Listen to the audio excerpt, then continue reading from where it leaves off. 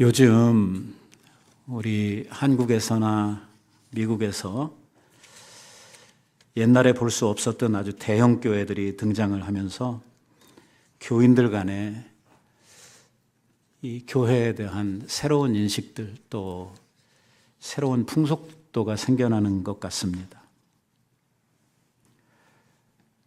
어떤 사람은 자신이 다니고 있는 교회가 사이즈가 크다고 해서 대단한 자부심을 가지는 이러한 성도들이 있는가 하면, 또 어떤 성도들은 자기가 출석하고 있는 교회가 사이즈가 작다고 해서 부끄럽게 생각하는 이러한 교인들도 있습니다.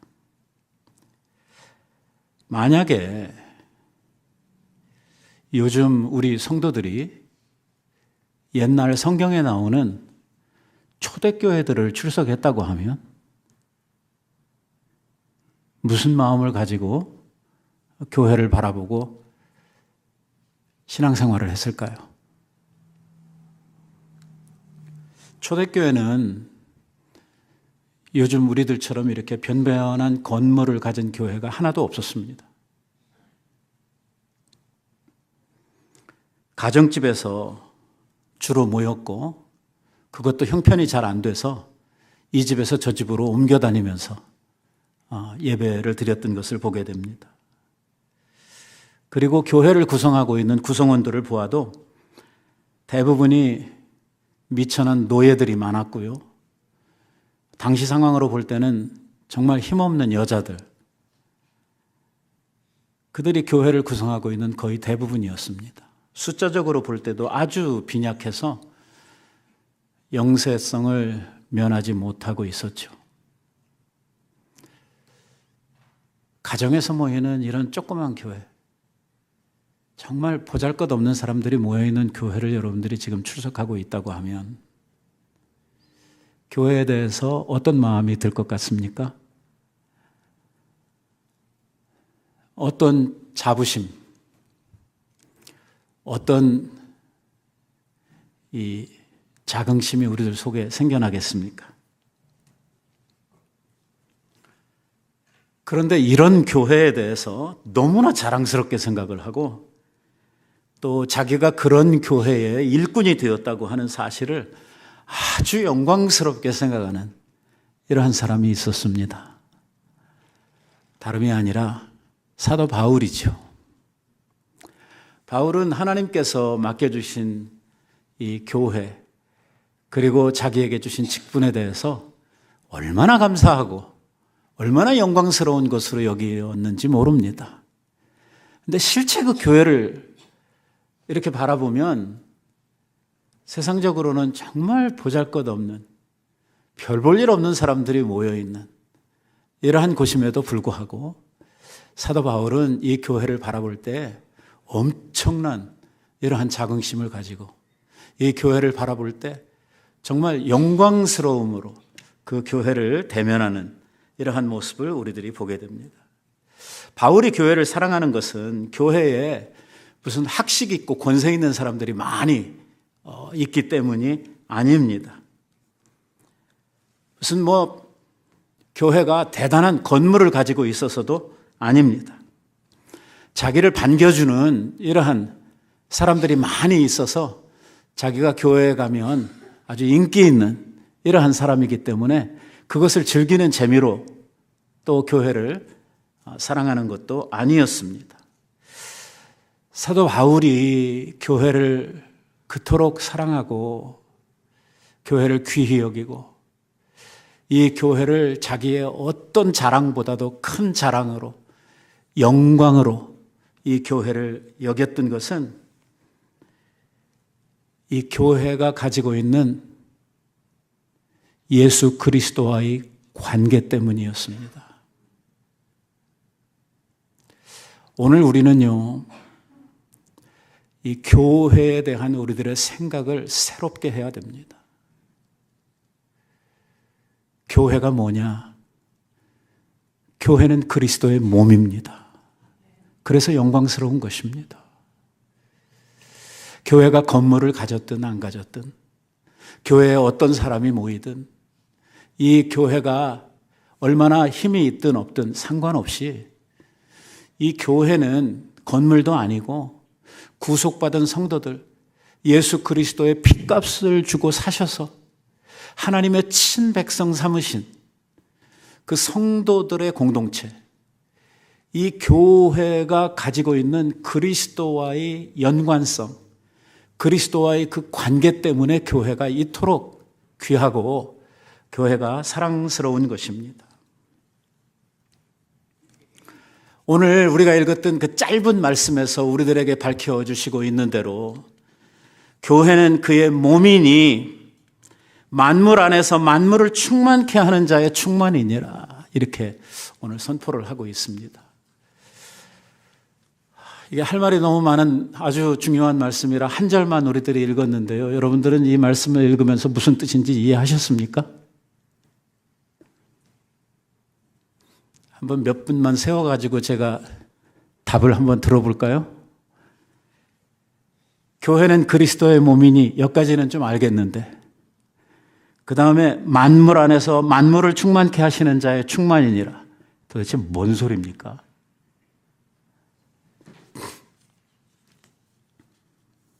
충만이라고 하는 말이 두 번 나옵니다.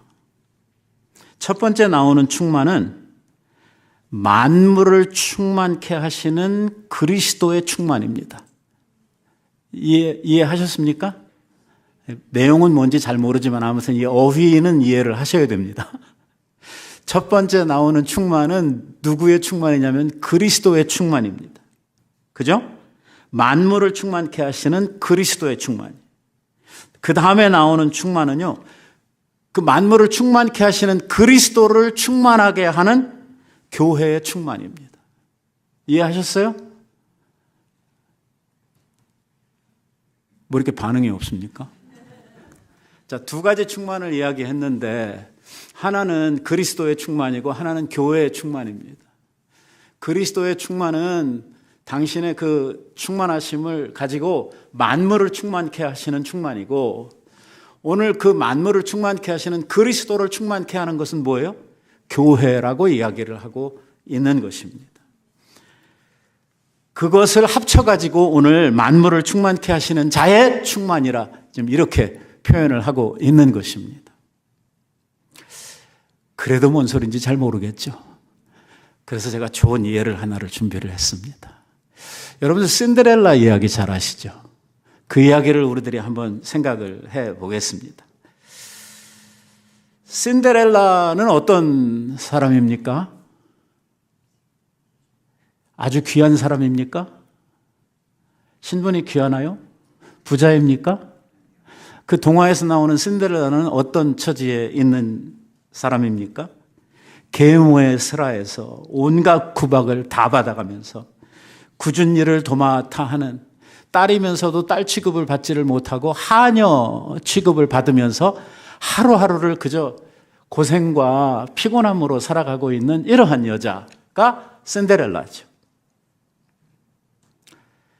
그런데 뭐 동화니까 어떻게 하다 보니까 그 궁전에서 벌어진 파티에 이 신데렐라가 참석을 하게 되지 않았습니까? 재수 좋게 왕자하고 같이 춤을 추는 이러한 일이 있게 됐는데, 사실 이렇게 만들어준 거는 마술을 통해서 이 신데렐라를 변화시켜준 주체가 있었기 때문이죠. 그런데 조건이 뭐였습니까? 12시가 되기 전에 빨리 귀가하는 것입니다. 시간이 가는 줄도 모르고 즐거워하고 춤을 추던 신데렐라가 12시가 가까운 줄 알고 허겁지겁 그 파티장에서 빠져나오다가 뭘 떨어뜨리고 왔어요? 예, 자기가 신었던 유리구두를 떨어뜨리고 왔습니다. 문제는 그 다음입니다. 파티가 끝난 후에 이 왕자가 신데렐라를 사모하는 상사병에 걸렸습니다. 이 왕자는 뭐 하는 사람입니까? 왕의 아들로서 이 나라를 장차 다스려갈 최고 지도자입니다. 이 나라의 운명이 이 왕자의 손에 달려져 있는 것이죠. 아주 중요한 사람입니다. 그런데 이 왕자가 병이 걸렸어요. 아무것도 못합니다. 밥도 못 먹어요. 신데렐라를 보기 전에는 아무것도 못하겠다는 것입니다. 그래서 유리구두의 주인을 찾아다니기를 시작을 하는 것이죠. 자, 더 이상 이제 설명 안 해도 여러분들이 잘 아실 테니까 신데렐라 이야기는 그 정도 하고, 중요한 것은 이것입니다. 왕자는 그 나라의 운명을 맡은, 그 나라를 충만하게 할 사람이 바로 이 왕자입니다. 그런데 이 왕자가요, 아무것도 못하는 거예요. 나라는 그만두고 뭐도 못하겠어요? 밥도 제대로 못 먹겠는 거예요. 누가 있어야 돼요? 동화예요. 뭘 그렇게 심각하게 생각하세요? 제가 그냥 여러분들이 못 알아들으니까 이걸 좀 알아듣기 쉽게 설명하는 것뿐이에요. 이 신데렐라가 있어야 이 왕자가 뭐든지 하겠는 거예요. 밥이라도 먹고 살려면 누가 있어야 되냐면 일단 이 신데렐라가 와야 되는 거예요. 그래서 그렇게 자기에 있는 모든 능력을 다해서 신데렐라를 찾고 다니는 거 아니겠습니까? 결국 신데렐라를 찾고 이 왕자가 잘 먹고 잘 살았대요 하는 것이 동화 이야기잖아요. 자, 이거예요. 이 왕자는 신데렐라가 없이는 아무것도 할 수 없고, 신데렐라가 없는 세상은 자기에게 아무 의미가 없다고 생각하는 이러한 왕자입니다. 자, 이것을 조금 아까 우리가 읽었던 그 말씀에 한번 대입을 해보겠습니다. 예수 그리스도는 어떤 분이십니까? 만물을 다스리실 만왕의 왕이십니다. 그러니까 그 왕자예요. 그런데 이 왕자가 누구를 사랑하냐면 신데렐라를 사랑합니다. 신데렐라는 누굽니까? 교회입니다. 자기가 자기 몸을 바쳐서 사랑한 교회, 자기의 핏값을 주고 사신 그 교회. 그래서 예수님은 이 교회를 너무 사랑해서 이 교회를 통해서 예수님은 즐거움을 얻고, 이 교회를 통해서 예수님께서는 충만함에 이르른다는 것입니다. 그리스도를 충만케 하는 것은 뭐예요? 그의 교회라는 거예요. 이제 이해하셨습니까? 예. 지금 사도 바울은 부활하신 그리스도에 대해서 이야기를 하고 있습니다. 그리스도는 부활하신 후에 하나님 보좌 우편에 지금 앉아 계십니다. 그분의 발 아래 존귀한 천사들과 능력을 가진 모든 영물들과 그리고 온 세상이 다 그 발 아래 엎드려 있습니다. 지금도 온 우주 만물을 주관하시는, 다스리는 자가 바로 예수 그리스도시라고 이야기합니다. 그분을 통해서 하나님은 하나님의 나라를 완성하실 것입니다. 그리고 하나님이 완성하시는 그 나라의 주인, 그 나라의 왕권은 누구에게 있냐면 예수 그리스도께 있다는 것입니다. 그러니까 온 우주 만물과 하나님의 나라가 누구의 손에 달려져 있습니까? 예수 그리스도의 손에 달려져 있습니다. 그리스도는 만물을 충만케 하시는 분입니다. 그런데 그 그리스도에게 사랑하는 자들이 있다는 거예요. 이 세상에 보잘것없고 비천한 성도들입니다. 당시의 상황으로 이야기를 하면 노예된 자들입니다. 정말 가난한 과부들, 여인들이었습니다. 이러한 성도들을 얼마나 사랑하시는지 자기의 목숨을 주시기까지 이들을 사랑하셨다는 것입니다. 그리고 그리스도는 바로 그 성도들을 다시 만나시기를 원하고 계십니다. 그분은 때가 차면 그 신부들을 만나러 이 땅에 다시 오실 것입니다. 우리들을 데려가려고 어디로요? 하나님의 집으로. 그래서 그곳에서 영원토록 함께 살려고. 그래서 예수 그리스도는 지금도 교회된 성도들이 하나님의 나라에 합당한 신부들로 온전해지기를 기다리고 계십니다. 오늘 교회가 해야 될 일이 무엇입니까? 우리 하나님께서 거룩하신 것처럼 오늘 우리를 구속하신 이유가 하나님의 거룩한 백성으로, 거룩한 주님의 신부들로 만들어서 당신의 거룩한 나라의 우리들을 데려가시려고 계획하신 것처럼 오늘 우리들이 이 땅에서 세상과 구별되고 우리들이 하나님의 정결한 신부들로 준비되기를 원하고 계시는 것입니다. 이러한 정황을 볼 때에 사도 바울이 우리를 가르쳐서 그리스도의 신부다 이렇게 표현한 말은 아주 의미 있는 말입니다. 고린도후서 11장에서 사도 바울은 이렇게 이야기를 합니다. 내가 하나님의 열심으로 너희를 위하여 열심을 내노니. 사도 바울이 왜 이렇게 열심히 주의 일을 열심히 감당하는가? 내가 너희를, 성도들을 지칭하는 말이죠, 정결한 처녀로 한 남편인 그리스도께 드리려고 중매함이로라. 이렇게 이야기를 하고 있습니다. 오늘 우리들을 주님의 신부들로 중매하려고 이렇게 바울이 열심히 일하고 있다고 고린도 교회에 편지를 했던 것입니다. 저는 이 말씀이요, 교회의 위상을 아주 잘 나타내주고 있는 비유라고 생각을 합니다. 그리스도를 충만케 하는 것이 바로 우리 성도들이라고 하는 것이죠. 오늘 우리는 그리스도께 대해서 순결을 지키며 거룩한 모습으로 주님을 기다리고 있다가 그분이 오셨을 때에 영광스럽게 신랑을 맞이해야 할 이러할 신부들이라는 것입니다. 신부들에게 있어서 가장 소중한 것은 정결함으로 자기를 단장하는 것입니다. 신랑 오기 전에 막 놀면 안 됩니다. 신랑을 기다리면서 잘 준비하고 있어야지. 신랑이 언제 올 줄 모른다고 나가서 막 파티 다니고 클럽 다니고 그러면 안 된다는 것이죠. 우리 성도들이, 교회된 성도들이 그럼 주님 오시기 전까지 이 땅에서 해야 될 일이 무엇이냐 하는 과제가 남게 됩니다.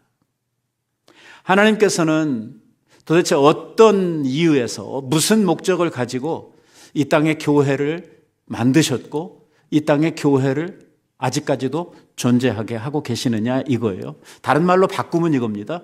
오늘 우리들을 구원하시고 하나님께서 천국 백성으로 삼으시기 위해서 우리들에게 구원을 허락하셨다고 하면 구원하시는 그 순간 하늘로 확 데려가시면 되지. 그렇잖아요. 궁극적인 목적이 천국 백성을 만드시려고 하는 거 아니에요. 그러니까 구원하시면 바로 데려가시면 되잖아요.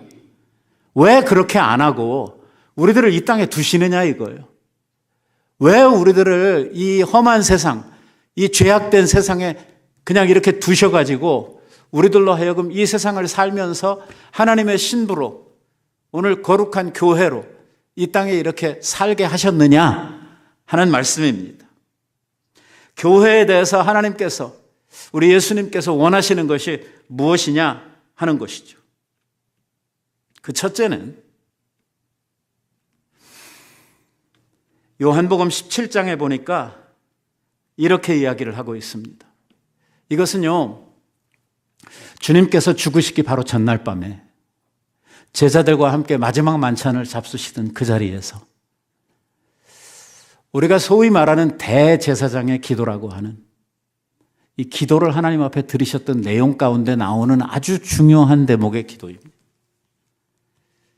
왜 당신의 사랑하는 제자들을 주님 천국 가실 때 다 데려가시지 않고 이 땅에 그냥 남겨두셨느냐 하는 이야기죠. 그 기도 가운데 주님께서 이런 말을 하고 있습니다. 내가 비옵는 것은 저들을 세상에서 데려가시기를 위함이 아니요 오직 악에 빠지지 않게 보전하기를 원함이니이다 라고 기도를 하셨어요.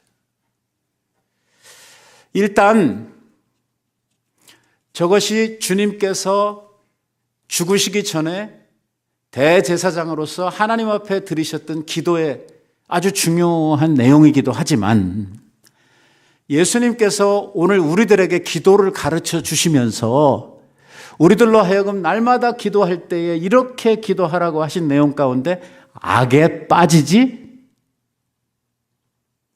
않게 해달라고 하는 기도를 해요, 안 해요? 여러분들 주기도문 가운데 뭐가 있어요? 예? 악에 빠지지 않게 기도하는 거 있어요, 없어요? 있죠? 예. 우리가 하나님 앞에서 이 세상을 살면서 죄에 물들지 않고 사는 것, 그리스도의 정결한 신부답게 사는 것, 이것이 하나님께서 오늘 우리들에게 원하시는 바라는 거예요. 왜? 하나님께서 이 땅에 교회를 남겨두신 이유가 있거든요. 오늘 이 교회를 통해서 하나님께서 하시고자 하는 일이 있거든요. 그래서 오늘 이 교회를 두셨는데 이 교회를 이 땅에 두시고 있는 동안 성도들에게, 교회를 만드는 성도들에게 원하시는 것은 세상에 있으면서 교회로 살라는 거예요. 아까 우리가 불렀던 찬송에서도 교회를 교회되게 하면서 우리가 목소리를 높였는데, 우리가 이 세상에 살면서 세상에 살고 있다고 해가지고 세상 사람들처럼 세상에 눈 다 돌리고 세상에 마음 다 뺏기고 세상에 우리들이 빌붙어서 사는 그러한 존재들로 살지 말고, 비록 세상에 남겨두고 왔지만 하나님의 교회로서 우리가 살아가고 있다고 하면 너희는 교회가 교회답게, 그러니까 세상에 물들지 않고 살아가는 죄와 구별된 이러한 성도들로 살라. 정결한 신부들로 순결하게 살아가라. 이렇게 말하고 있는 것이죠. 우리는 이 세상을 거대한 죄악의 염색통과 같다, 이렇게 생각할 수가 있습니다. 시꺼먼 염색물로 가득 차 있는 이러한 세상과 같다. 우리는 예수 그리스도께 받은 세마포옷, 주님으로부터 받은 의의 세마포옷을 입은 아주 흰옷을 입은 성도들인데, 우리가 이 세상을 살면서 잘못하면 세상의 그 꾸정물에, 세상의 그 검은 물이 들 수밖에 없다는 것입니다. 그래서 우리들이 세상의 유혹을 피하고 죄로부터 나를 지키기 위해서 항상 하나님의 말씀을 우리 안에 두고 그 말씀을 따라가는, 바로 자기 자신을 지키기 위해서 항상 하나님의 말씀을 이 등불 삼아서 사는 이러한 자세가 우리들에게 필요하다고 이야기하고 있는 것입니다. 그러니까 우리가 교회를 바라볼 때에, 이 지상에 있는 교회를 바라볼 때에 이 교회가 뭐 건물이 얼마나 막 비싸게 지어가지고 으리으리하고 뭐 얼마나 잘 돼 있느냐, 이걸 봐야 될 게 아니고, 사람들이 얼마나 많이 모이느냐, 이 교회에 얼마나 유력한 사람들이 있느냐, 이런 거 볼 게 아니라 이 교회를 바라볼 때에 우리들이 바라봐야 하는 아주 중요한 관건은 뭐냐면 이 교회에 정결한 신부들이 얼마나 있느냐 하는, 이게 중요하단 말이에요. 몇 사람이 모여 있다고 하더라도 그곳이 정말 주님이 기뻐하실 만한, 주님이 받으실 만한 정결한 신부들이 모여 있는 곳이라고 하면 우리 주님 앞에 거룩한 교회로, 영광스러운 교회로, 지금도 주님께서 보좌 우편에서 우리를 만나기를 그렇게 사모하시는 이러한 대상으로서의 교회가 될 수 있다고 하는 것입니다. 그러니까 오늘 우리들이 해야 될 일은 이 땅에서 정결한 신부답게 죄를 이기고 세상을 이기고 마귀의 유혹을 이기고 승리하는 삶을 사는 것입니다. 그래서 주님께서 우리에게 뭐라고 말씀하셨냐면, 너희는 죄와 싸우되 얼만큼 싸워라? 죽기까지 싸워라. 죽기까지. 그렇게 죄를요 쉽게, 그렇게 가볍게 후딱후딱 죄를 지을 그럴 일이 아니라는 거예요. 우리 그리스도인들은 옛날에는 자연인으로서 그리스도가 내 안에 있기 전에는 죄를 쉽게 지었어요. 왜? 우리는 죄로 오염된 자들이고 죄 가운데 살았기 때문에 죄가 너무너무 자연스러워요. 그냥 그렇게 사는 게 죄예요. 하지만 오늘 우리는 그리스도로 깨끗게 되었잖아요. 우리는 새 사람이 되었잖아요. 신분이 바뀌었고 우리들의 마음이 바뀌었잖아요. 하나님께서 주신 이러한 새로운 시야가 우리들에게 열렸잖아요. 우리는 무엇이 옳고 무엇이 그르고 하는 것을 알잖아요. 어떻게 알게 됐어요? 하나님의 말씀을 통해서 우리들이 배우지 않았습니까? 그러니까 이러한 것들을 통해서 우리들이 세상에 있는 것들을 분별하고 비록 우리들이 세상에 살고 있지만 우리가 세상과 하나가 되어서는 안 된다는 것이죠. 구별되어야 된다는 것이죠. 생각이 달라야 하고 사는 방법이 달라야 한다는 것입니다. 이렇게 주님께서 받으실 만한 정결한 신부들이 많은 교회여야 그 교회가 우리 주님께 뭐가 되냐면 기쁨이 되는 것이죠. 이러한 교회가 영광스러운 것이죠. 주님이 마치 그 왕자가 신데렐라를 사모하는 것처럼 주님이 이 교회를 정결한 신부들로 가득한 교회를 그토록 애타게 다시 만나고 싶어 하시고 그들을 사랑하시는 주님의 사랑과 은혜가 교회 안에 흘러넘칠 수 있게 되는 것입니다. 교회는 거룩해야 합니다. 교회는요, 죄가 흘러들어올 수 없게 만들어야 합니다. 무엇을 통해서 교회를 지키느냐? 하나님의 진리의 말씀을 통해서 지킵니다. 내가 무엇으로 나의 행실을 깨끗게 하리이까? 주의 말씀을 따라 삼갈지니이다. 말씀이 나를 지키고 교회를 지키는 것입니다. 둘째로 우리 성도들이 이 교회에서 세상을 사는 동안 해야 될 일은 진리로 어두움을 밝히는 일입니다. 일단 내가 하나님의 말씀으로 거룩하게 되는 일이 중요하다고 하지 않았습니까?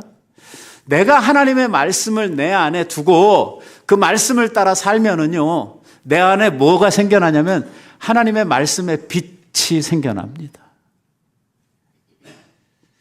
하나님의 말씀은 빛이라고 이야기합니다. 요한복음에서 이야기하고 있는 그 요한의 논리를 보십시오.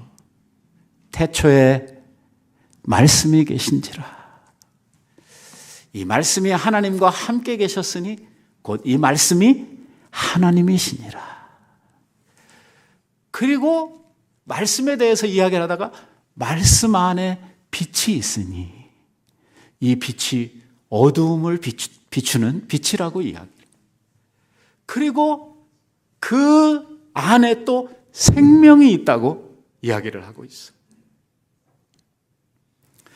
오늘 우리가 얼만큼 하나님의 말씀으로 내 자신을 충만케 하느냐, 내가 얼만큼 하나님의 말씀으로 내 자신을 깨끗게 하느냐에 따라서 우리들의 빛이 달라지게 됩니다. 성도들이 다 똑같은 빛을 가지고 있는 게 아닙니다. 여러 번 말씀을 드립니다만 참 빛은 하나밖에 없습니다. 참 빛은 하나님이십니다. 하나님은 빛이시라. 그에게는 어두움이 조금도 없으시니라. 참 빛은 그분이에요. 우리들은 뭐냐? 하나님으로부터 빛을 받은 사람들입니다. 우리들은 발광체는 아니지만 우리는 빛을 반사하는 반사체들입니다. 그래서 오늘 하나님의 말씀을 따라서 내 자신을 정결하게 하고 하나님의 말씀을 따라서 내가 무장을 하게 되면 내 안에 하나님의 빛들이 드러나게 됩니다. 그래서 우리들이 어두운 세상을 다니게 되면은요, 어두움 가운데 빛이 걸어다니는 이러한 일이 생겨나게 되는 것이죠. 여러분, 이 세상은 누구의 나라라고 그랬습니까? 사단의 나라라고 했습니다. 이 세상에 권세 잡고 있는 게 누구입니까? 사단입니다. 온통 거짓과 이 죄악이 난무한 것이 이 세상이죠. 오늘 그리고 사단은 사망이라고 하는 권세를 가지고 많은 사람들을 자기의 종노릇을 시키면서 더 많은 사람들을 이 죄 가운데로 끌어들이고 있죠. 그래서 우리가 해야 될 일이 무엇입니까? 진리를 밝히는 일입니다. 하나님의 말씀에 진리를 밝히는 일이죠.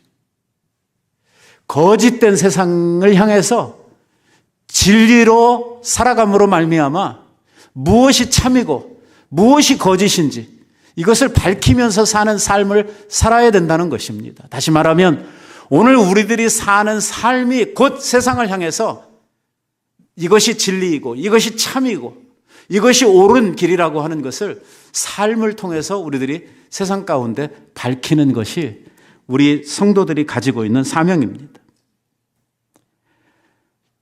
진리가 어두워지면은요, 어두움은 더 극성을 부리게 됩니다. 여러분, 깜깜한 밤이 되면 온갖 무서운 세력들, 흑암의 세력들이 더 활개를 치고 다닙니다. 그래서 우리가 더욱더 우리들의 빛을 밝혀서 이 세상을 어두움에 잠식되지 않도록 우리들이 열심히 이 세상 가운데에서 하나님의 백성으로서 우리의 역할을 감당을 해야 된다는 것입니다. 우리가 알아야 될 것은 하나님께서도 우리 성도들을 통해서 하나님의 나라를 역사하시죠. 하나님이 직접 하시지 않죠. 하나님이 하나님의 백성들을 통해서 하나님의 나라를 이루어 가시고 하나님의 백성들을 통해서 이 하나님의 나라를 오늘도 역사하고 계시죠. 사단의 나라는요, 역시 마찬가지. 사단의 나라도요, 사단이 독자적으로 자기가 다 이렇게 하는 것이 아니고 사단이요, 자기의 모든 졸개들을 총동원해서 이 어둠이, 이 악이 세상 가운데 더 충만해지도록 역사를 하고 다닌단 말이에요.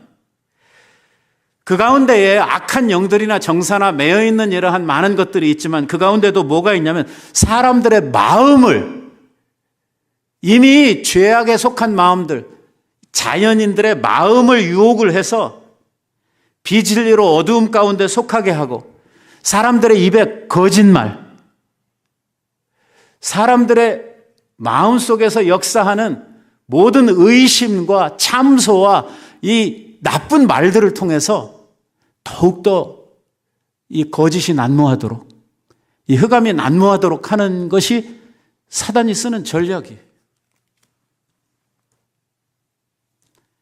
그래서 우리들이 살아가고 있는 우리의 삶의 반경에서 어두움이 관영하지 않도록, 어두움의 세력들이 더 커가지 못하도록 우리들이 밝은 빛을 비추어 내야 된다는 것입니다. 예를 들면 가정에서 우리가 살면서 보면은 항상 옳은 일, 항상 하나님의 말씀대로만 사는 것은 아니죠. 조금씩 삐끗삐끗하죠. 이럴 때 혹시라도 남편이 삐끗하면 누가? 아내가. 혹시 아내가 잘못된 생각을 하면 남편이 바로 서서 밝은 빛을 진리로 그 어두움을 지적하고 바로 잡아주면 이 가정이 바로 설 수 있는데, 이 가정이 어두움에 잠식되는 일이 없는데, 이게 아나니아와 삽비라처럼 둘이 다 어두움 가운데 잠식되면 그 가정 자체가 깜깜한 밤이 되어버리고 만나는 것입니다. 이것은 가정뿐만이 아니라 우리들이 일하고 있는 직장에서도 통하는 원리이고 내가 몸담고 살아가고 있는 사회 공동체 안에서도 똑같이 일어날 수 있는 이러한 일입니다.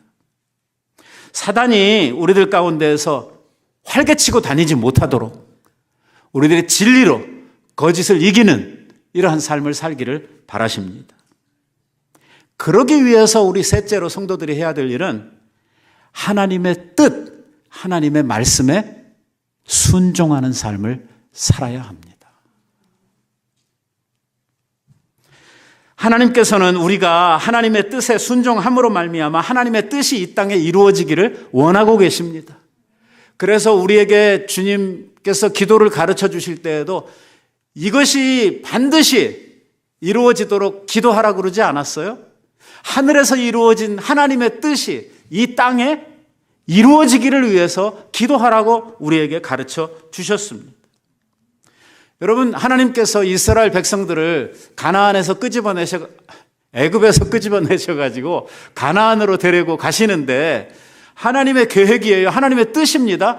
관영한 가나안 백성들의 죄를 심판하시고 그 땅에서 가나안 족속들을 다 몰아내시고 그 땅을 누구에게 주셔요? 이스라엘 백성들에게 주시기를 원하셨어요. 이게 하나님의 계획이에요. 이게 하나님의 뜻이에요. 그런데 하나님이 자기 손으로 이걸 다 몰아내고 다 깨끗하게 정리하신 다음에 이스라엘 백성들고 그냥 들어가라 이렇게 하시는 게 아니고 하나님께서 이스라엘 백성들을 가나안 전쟁을 통해서 그 가나안 족속들을 몰아내도록 하신단 말이에요. 그리고 그 가나안 족속들이 그렇게 쉬운 상대가 아니에요. 아주 힘들고 어려운 상대예요.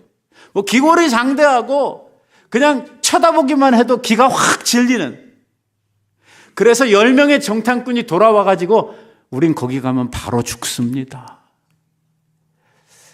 우리 그냥 애굽으로 다시 돌아갑시다. 이런 이야기를 할 수밖에 없는 땅이에요. 그럼에도 불구하고 하나님의 뜻은 뭐예요? 가서 그들과 더불어 싸우는 거예요. 그리고 그 거룩한 전쟁에서 승리함으로 말미암아 오늘 그 땅을, 약속의 땅을 하나님의 백성들에게 선물로 주시는 것이 하나님의 뜻이란 말이에요. 그러니까 이스라엘 백성들이 해야 될 일은 뭐냐면 지레 겁먹고 그들이 막 이렇게 막 기골이 장대하고 뭐 무기가 어쩌고 저쩌고 해서 우리는 거기 가면 큰일 납니다. 이게 아니고 하나님의 말씀에 하나님의 뜻이 이미 정하셨고 그 땅을 너희에게 주는 것이 하나님의 뜻이라고 말씀을 하셨으면 우리는 어떻게 해야 된다는 겁니까? 가야 된다는 거예요. 아무리 무서워도. 하나님을 믿고 말씀을 실현하기 위해서 그 땅을 향해서 우리는 정복전쟁에 참여해야 된다는 것이죠.